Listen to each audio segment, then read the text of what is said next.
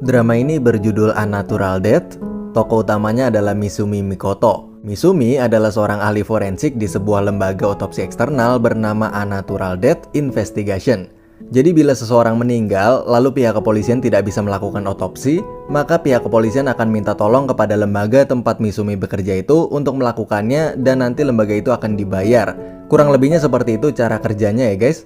Oh iya, selain pihak kepolisian, pihak keluarga, rumah sakit, dan masyarakat lain juga bisa meminta tolong untuk otopsi kerabat mereka yang meninggal di laboratoriumnya si Misumi juga ya guys. Nah, Misumi bersama rekan-rekan di laboratoriumnya yang bernama Yuko, lalu ada Kube, yaitu seorang mahasiswa yang sedang magang, lalu ada Nakado, yaitu ahli forensik senior di tempat itu. Namun Nakado dan Misumi ini beda tim ya guys. Lalu ada juga kepala perusahaan yang bernama Pak Yasuo, atau kita panggil aja Pak Ketua. Oke, di episode kali ini Pak Ketua lagi nerima customer, yaitu orang tua yang ingin melakukan otopsi terhadap anak mereka yang dianggapnya mati tak wajar. Anak mereka yang bernama Takanoshima ini tiba-tiba mati mendadak nih guys. Namun kata pihak rumah sakit dinyatakan hanya sebagai serangan jantung biasa. Tapi kedua orang tua ini tidak percaya karena merasa anaknya sebelumnya sehat dan bugar. Dan kedua orang tua itu menganggap bahwa anaknya itu telah diracun. Awalnya pacarnya si Takanoshima ini menelpon tapi nggak diangkat. Lalu saat pacarnya itu masuk ke apartemennya Takanoshima, maka dia melihat Takanoshima sudah meninggal. Polisi pun datang lalu memeriksa TKP, namun tidak terlihat adanya tanda-tanda kekerasan sama sekali dan dinyatakan sebagai serangan arteri koroner mendadak. Lalu setelah proses tanda tangan, pembayaran, dan penyerahan jasad, maka otopsi pun dimulai. Kali ini otopsinya dipegang oleh timnya si Misumi, dan Nakado ini nggak mau bantuin sama sekali. Misumi dan Nakado ini sering banget berantem karena Nakado nganggep dirinya adalah orang yang paling senior di tempat itu. Misumi baru mengotopsi 1.500 mayat, sedangkan Nakado sudah mengotopsi 3.000 mayat. Alhasil tim Misumi pun melakukan pemeriksaan bersama Kube dan Yuko. Tapi anehnya pas dicek, arteri koronernya tidak ada masalah sama sekali nih guys. Jantungnya pun aman, tapi waktu dicek ginjal ternyata bermasalah. Setelah diteliti, ternyata penyebab kematiannya adalah gagal ginjal akut. Dan kecurigaan terbesar seseorang yang mati karena hal tersebut adalah karena diracun. Memang polisi juga sudah melakukan cek racun sebelumnya dan tidak ditemukan zat racun sama sekali. Tapi Misumi ngejelasin bahwa cek yang dilakukan polisi hanya cek standar aja dan hanya bisa mendeteksi racun jenis biasa. Sedangkan ada 200 jenis racun lain yang harus dideteksi dengan cara yang khusus. Lalu mereka dapat kabar bahwa cewek bernama Yuka, yaitu rekan kerjanya si Takanoshima ini juga meninggal mendadak sehari setelah Takanoshima meninggal. Dan diduga keduanya ini sama-sama diracun. Jadi intinya ada dua orang ya guys yang meninggal, Takanoshima dan Yuka. Nah di drama ini yang saya suka adalah banyak banget pesan-pesan moralnya. Kayak waktu si Kube nanya ke Misumi kenapa dia mau kerja jadi dokter orang mati daripada jadi dokter orang hidup. Karena menurut Kube, dokter yang menyembuhkan orang hidup jauh lebih mulia daripada dokter forensik. Lalu Misumi pun menjawab bahwa pekerjaan forensik ini adalah pekerjaan untuk masa depan. Dengan ditemukannya hal-hal dan penyebab serta penyakit baru pada orang yang sudah meninggal, maka ilmu tersebut akan berguna di masa depan agar orang yang masih hidup sekarang tidak mengalami kematian yang sama seperti si mayat ini. Dan bagi si mayat pun, dia bisa meninggal dengan tenang karena penyebab kematiannya bisa diketahui dengan jelas dan tidak ada salah sangka sama sekali. Tapi si Kube itu masih bingung apa arti dari pekerjaan untuk masa depan itu. Oke, kita lanjut lagi ke ceritanya. Misumi dan timnya pun sekarang pergi ke rumahnya si Yuko, yaitu cewek rekan kerjanya si Takanoshima yang meninggal juga, dan nanya-nanya ke ibunya tentang kematiannya si Yuko. Di sana pun hasilnya nihil nih guys, masih belum nemu clue sama sekali. Misumi dan timnya pun kemudian pulang. Malam pun tiba dan Misumi langsung bergegas buat pergi ke suatu tempat. Misumi dan pacarnya yang jarang banget ketemu karena sama-sama sibuk. Di hari itu sebenarnya malamnya Misumi dan pacarnya udah janjian buat makan malam bareng. Tapi karena pekerjaan Misumi hari itu cukup panjang, akhirnya dia telat. Dan pacarnya pun nungguin sampai ketiduran. Lalu mereka berdua makan malam dan ngobrolin soal kenangan mereka yang udah pacaran selama kurang lebih 2-3 tahunan. Lalu tiba-tiba pacarnya Misumi itu ngelamar dia nih guys. Misumi pun mau dan nerima lamaran pacarnya itu buat nikah. Dan rencananya minggu depan bakal ketemu dulu sama orang tuanya si cowok. Misumi pun pulang dan nyeritain semua ke ibu dan adiknya. Ibunya pun seneng bukan main sampai nangis. Dan malam itu keluarga itu benar-benar bahagia. Keesokan harinya di tempat kerja keluarlah hasil tes laboratoriumnya si Takanoshima. Dan ternyata nggak ketemu sama sekali jenis racun apapun nih guys. Padahal mesin itu bisa mendeteksi sampai 200 jenis racun, tapi sama sekali nggak ketahuan. Si Yuko pun bilang bahwa jangan-jangan itu adalah racun tanpa nama. Yuko ngejelasin bahwa bila ada seseorang yang bisa berhasil ngebuat sebuah jenis racun baru yang belum ada namanya, maka dia akan bisa ngebunuh siapapun orang yang dia mau tanpa ketahuan sama sekali. Lalu Pak Ketua pun datang dan ngasih kunci apartemennya si Takanoshima buat mereka selidikin di sana. Setelah sampai di sana, mereka pun nyelidikin semuanya. Mulai dari kandungan sabun, odol, buah, tanaman, intinya semua barang dicek kandungannya. Si Kube pun nanya gimana kalau pelakunya udah ngilangin barang bukti racunnya. Maka Misumi pun ngejelasin bahwa nggak harus ada pelakunya gitu. Tomat sebenarnya juga bisa mengandung racun dan di dunia ini hampir semuanya mengandung racun. Yang berbeda adalah dosisnya aja gitu. Jadi walaupun misalnya Takanoshima mati karena racun, bukan berarti dia diracun ya guys. Bisa juga keracunan gitu. Gak lama tiba-tiba datanglah Baba, yaitu pacarnya si Takanoshima. Awalnya si Kube ini curiga bahwa Baba lah yang membunuh Takanoshima, karena dialah yang pertama kali menemukan mayatnya. Lalu si Baba itu menjawab bahwa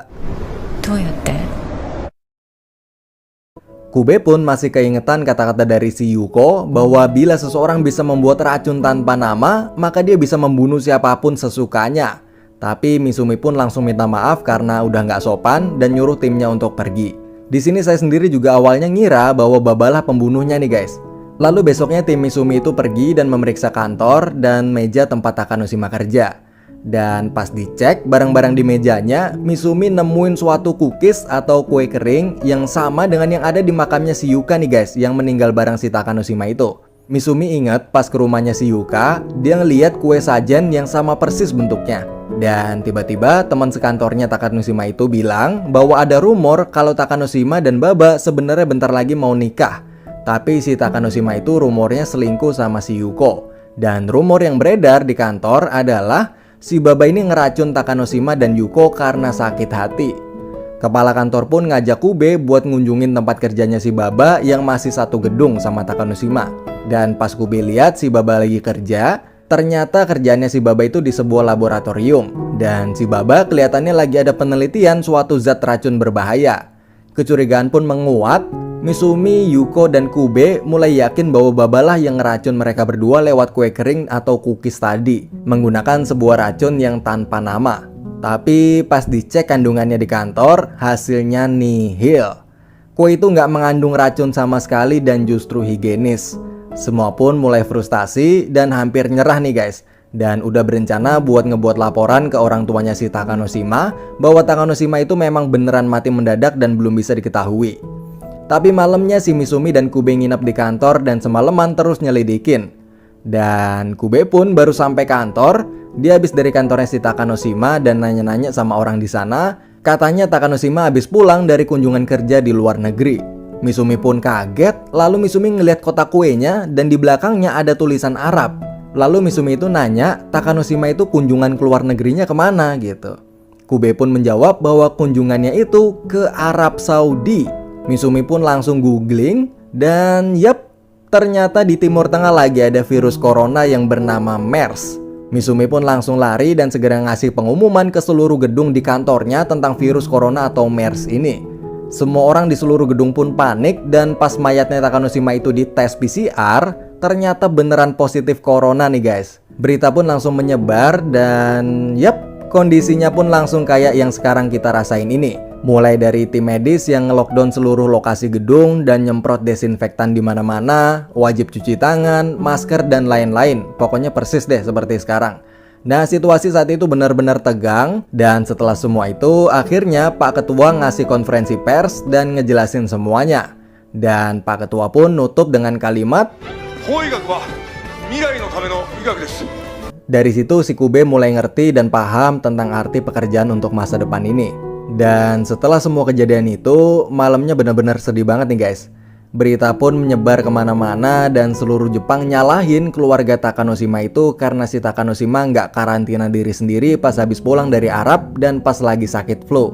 Bapak dan ibunya pun minta maaf berkali-kali ke media dan minta maaf ke Misumi juga. Bapaknya Takanoshima itu bilang bahwa dari kecil bapaknya selalu ngajarin si Takanoshima itu untuk jangan pernah bolos sekolah hanya karena sakit flu doang.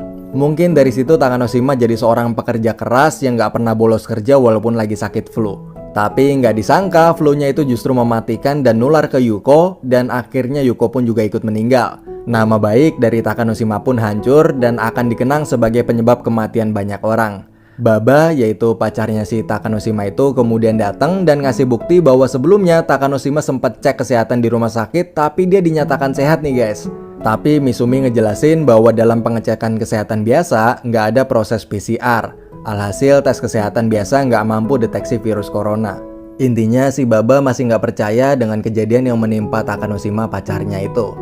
Keesokan harinya Baba dan Misumi janjian ketemuan. Baba adalah orang yang paling terpukul dalam kejadian ini nih guys. Karena berita jelek tentang Takanoshima, yaitu orang yang paling dia sayang, itu beredar di internet.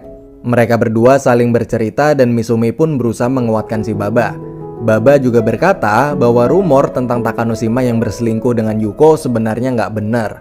Dan sampailah di suatu perbincangan di mana si Baba bilang bahwa malam setelah Takanoshima pulang dari Arab dan mereka berdua ngelakuin hubungan seks dan Takanoshima itu juga berkali-kali berciuman dengan Baba. Mendengar hal itu Misumi pun langsung kaget dan mengatakan bahwa virus corona bisa menular lewat hubungan seks. Tapi si Baba bilang bahwa dia udah tes PCR nih guys, dan ternyata negatif hasilnya. Di situ udah mulai aneh lagi. Akhirnya setelah Misumi ambil beberapa kesimpulan, dapatlah sebuah kesimpulan bahwa sebenarnya Takanoshima nggak ngebawa virus SARS dari Arab. Tapi justru Takanoshima ketularan virus SARS di rumah sakit tempat dia cek kesehatan sebelumnya. Setelah dicek, ternyata rumah sakit itu punya laboratorium khusus dan lagi ada proyek buat neliti virus corona. Dan diduga virus itu bocor dan justru nyebar dan Takanoshima ketularan dari sana. Dan setelah diselidikin sama Misumi, ternyata ada banyak pasien yang juga meninggal mendadak habis pulang dari rumah sakit itu. Awalnya kepala rumah sakit itu terus berusaha ngelak dan terus nyoba nutup-nutupin fakta. Dan bilang bahwa rumah sakitnya aman dan terus nyalain Takanoshima lah yang jadi pembawa virusnya. Tapi bukti demi bukti pun udah banyak ditunjukin sama Misumi. Dan Misumi pun memohon agar kepala rumah sakit itu mau mengakui kesalahannya karena telah lalai sehingga terjadi kebocoran virus corona. Dan Misumi juga meminta untuk mengembalikan nama baik Takanoshima. Setelah bilang itu, Misumi pun langsung lari keluar ruangan dan bergegas pergi. Ternyata karena pekerjaannya hari itu yang sangat sibuk, akhirnya Misumi pun telat nih guys, nemuin pacarnya yang udah janjian buat nemuin kedua orang tua pacarnya itu buat ngebahas soal pernikahan mereka berdua. Dan pas Misumi baru sampai, ternyata orang tua pacarnya itu udah pulang. Pacarnya pun bilang bahwa dia rela nungguin Misumi kapanpun dan selama apapun dia telat. Tapi pacarnya itu minta untuk diprioritasin sekali ini aja buat acara penting itu. Tapi ternyata Misumi justru telat. Pacarnya mulai berpikir bahwa mereka nggak akan bisa menjadi keluarga dan menikah kalau selalu seperti ini. Dan akhirnya pacarnya Misumi itu bilang bahwa dia udah nggak sanggup lagi jalanin hubungan dengan Misumi. Dan mereka berdua pun putus.